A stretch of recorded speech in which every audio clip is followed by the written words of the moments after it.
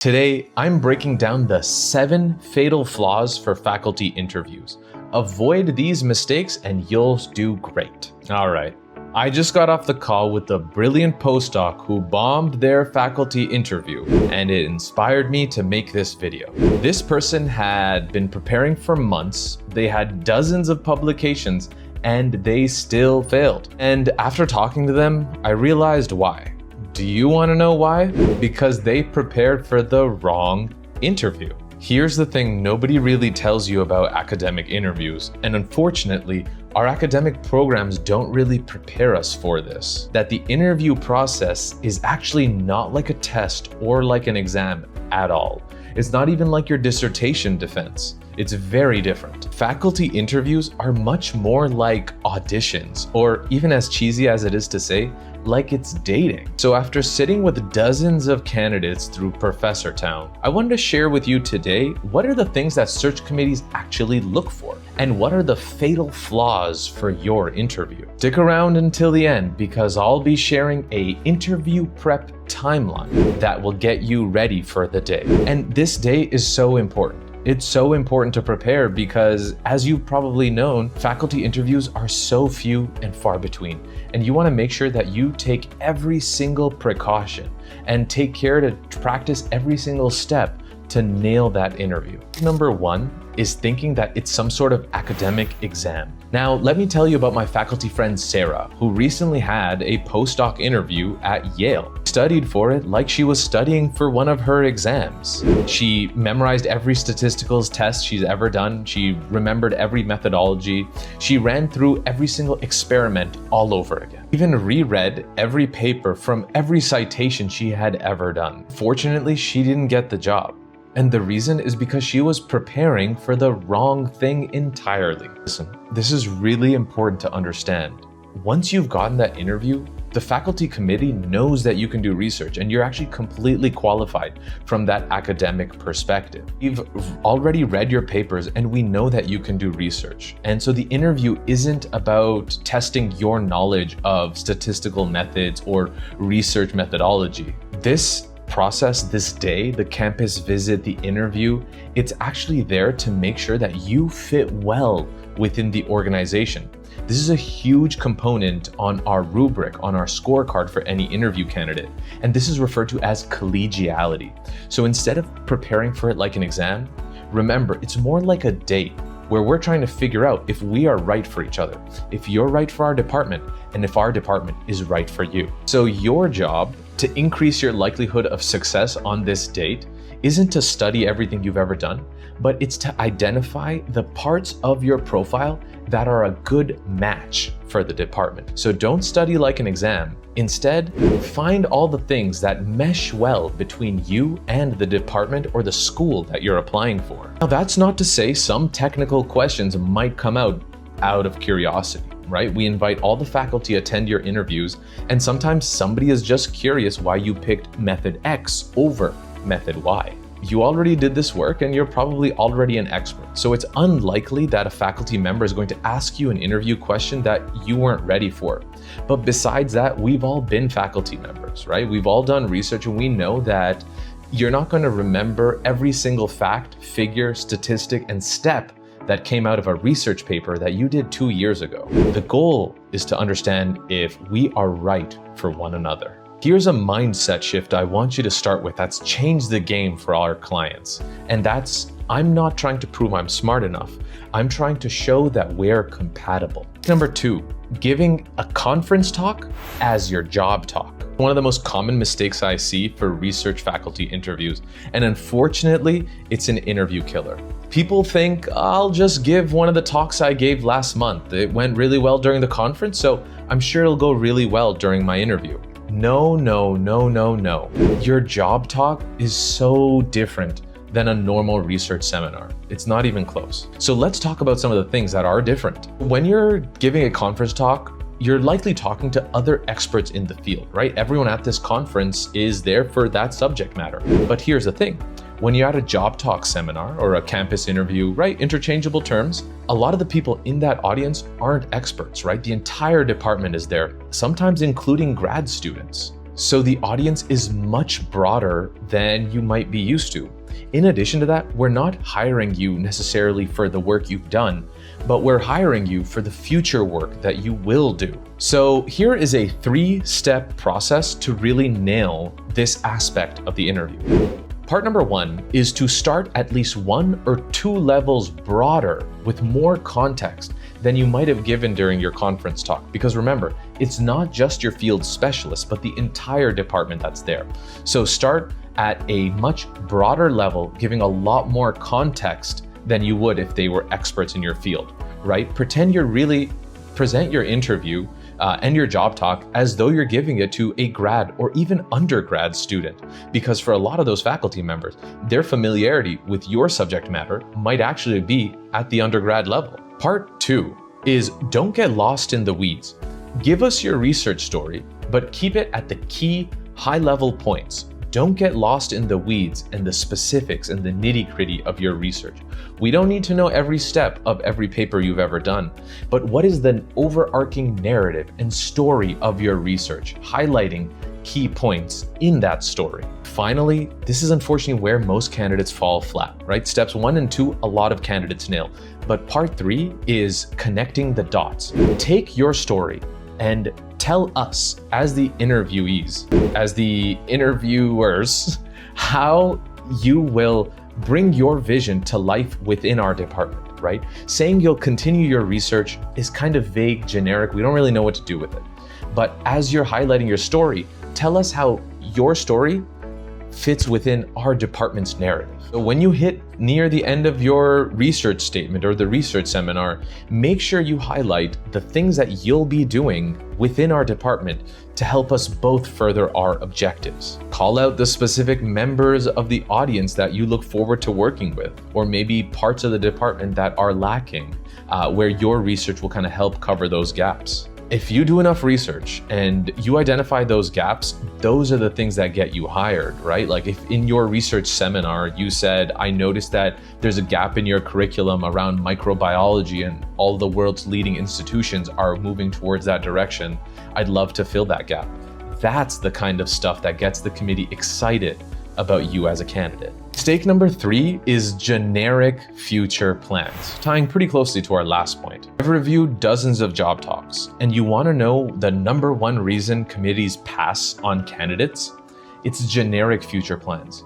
So when you're asked a question like, hey, what are your plans within our department? And you say something like, I'll continue my research or I advance my research, that doesn't really tell us much. And the search committee asks you, what are your future plans? What they're really asking, what they want to know is, does this person's future plans mesh well with our future plans? Really, the search committee wants to know, how will you help us achieve our goals? So the people who win interviews, they do something very different actually. This sounds a little unconventional, but they get ridiculously specific, even if their plan is wrong or might not be what the department was planning exactly. What it does is it tells us that you have put a lot of thought into this and you actually are coming with a vision, right? We're hiring a collaborator. We're not hiring a new junior employee. So instead of saying things like, I'll apply for some grants, be specific for relevant grants to our department or our school, right? Tell us, I've identified 3 potential exciting funding opportunities, the ABC grant for accounting or the NSF Career Award, for example. Find specific things that would really add value to this department and this school, and tell us your plan for bringing that to us. So here's a template that you can use for your next interview question. Next time you're asked about your future plans, start with this format.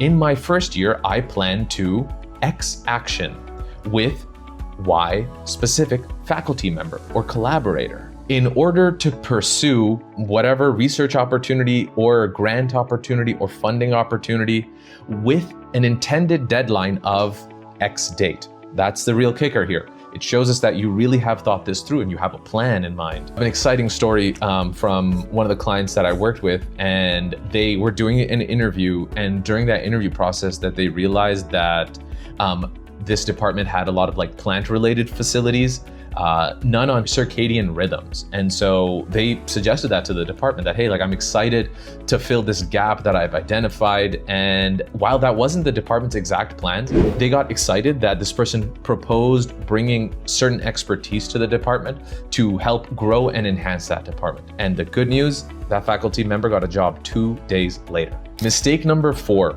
winging the teaching demo. Teaching doesn't really matter for faculty positions. I hear this all the time, and I could not tell you how further this is from the truth. I'll tell you the story of something that happened to a postdoc friend of mine. So a world-renowned researcher. So as you can imagine, during the interview, they absolutely killed and crushed the research portion of the seminar. During the one-on-ones, they did great. They answered the questions really well. And then came time for the teaching demo. And this is where things fell flat. This person thought, hey, I've TA'd at Harvard before. I don't really need to prepare, so I'll just do a seminar that I've done before. It'll be 20 minutes, I'm good to go. You can probably tell where this story is going.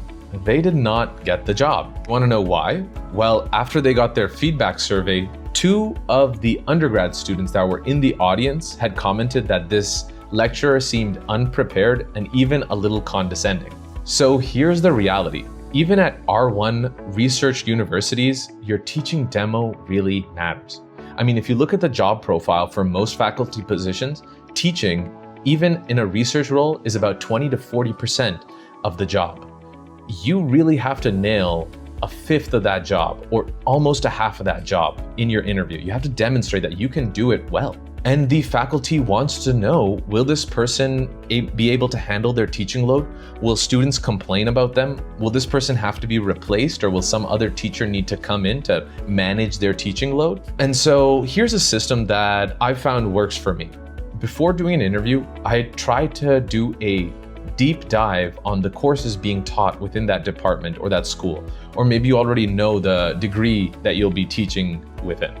And so do a deep dive, getting as deep as if you can find their syllabi or the textbooks that they use. Then during your teaching demo, tailor it to that exact specification.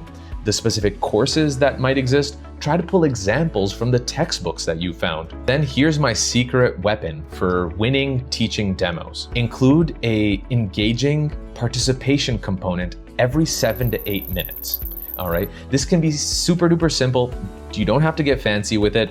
Even a simple think, then get into pairs, then share questions, or a quick poll of the classroom. Even a 2-minute quick breakout room style problem solving exercise is great. Your goal is to just get the audience engaged and to show the committee that I don't just stand in front of a room and talk for an hour and a half. I create an environment of learning and exciting engagement. Mistake number 5 is not researching the hidden dynamics that might be at play within that department. So every department, whether you think about it or not, has some sort of hidden dynamics that are going on. And it's your job to play academic detective to identify what those hidden dynamics are. So here's how I would go about finding those hidden dynamics.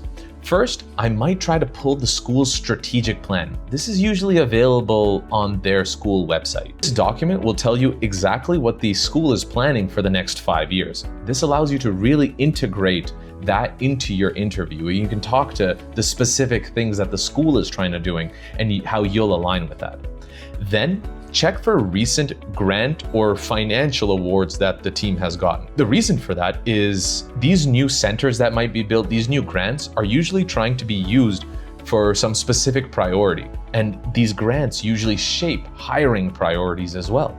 So identify those targets. Look for new program launches. Are they starting a new degree program? Or is there a new hub that started, a new AI hub or something to that effect that's began? The reason is that they're usually trying to fill up these initiatives, which is something excellent that you can call out on during your interview day. And this is a sneaky one that isn't always useful. It's kind of a bonus tip, but look at their faculty and try to identify if anyone's retiring soon.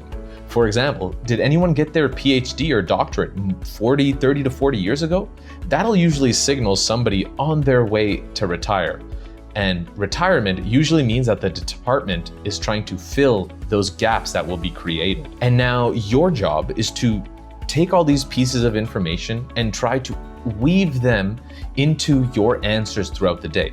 So for example, if somebody asks you about maybe your mentoring philosophy, you might be able to call out one of the recent grants that they've gotten or their new master's program and how you will fit into their new master's program and how you're great at coaching grad students. Or maybe you've worked with this type of grant before and you know the best ways to use it. This is a really interesting one from my own school. We are an accounting and finance program. However, we are trying to really move towards a more AI forward institute, right? We want to integrate technology into a lot of what we do.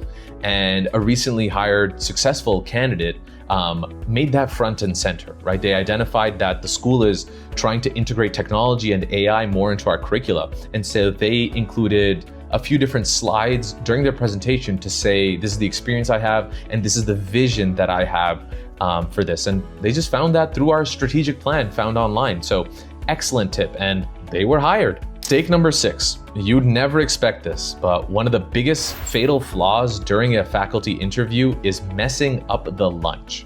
All right, so you may be invited to a casual lunch with either other faculty members or maybe grad students, and this is not your time to let loose. All right, you are still being interviewed, and it's important not to get too comfortable and not to take it too casually.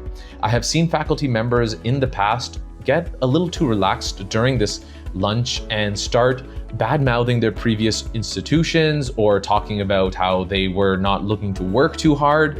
As an interviewer, even though we're just having some lunch together, it does color my opinion on you, right? And so don't get too relaxed during the faculty lunch. Easy way to succeed here is to just beforehand identify some positive, affable topics that a lot of people would enjoy talking about, right? Do research on local restaurants, local activities, try to find out what things people like to do. Or maybe this is an opportunity for you to learn in a casual setting to ask them, hey, what do you like to do on weekends? Maybe find some common ground with your new potential colleagues. The best thing you can do here is to become friends or become a little affable with these new potential colleagues. So avoid talking about, things like religion or politics or, controversial topics that could have a controversial light to them. Just simply avoid them for now, right? There's gonna come a time for that, but the interview lunch, that's not it. Mistake number 7. Now, this doesn't kill your interview necessarily, but it could flip a no or a maybe to a yes. And that's a small, thoughtful thank you email, right?